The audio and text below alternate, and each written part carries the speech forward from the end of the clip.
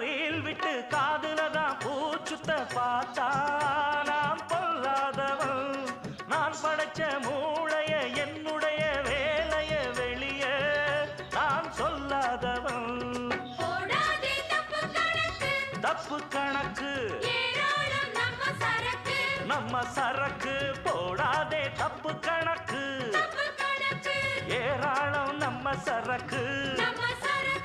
பொதுவா இத ஒத்துக்கணும் பயந்தா கொஞ்சம் ஒத்திக்கணும் வல வீசி பார்த்தாலும் விழமாட்டே. பாண்டியனா கொக்கா கொக்கா எனக்கு பிடிக்காது.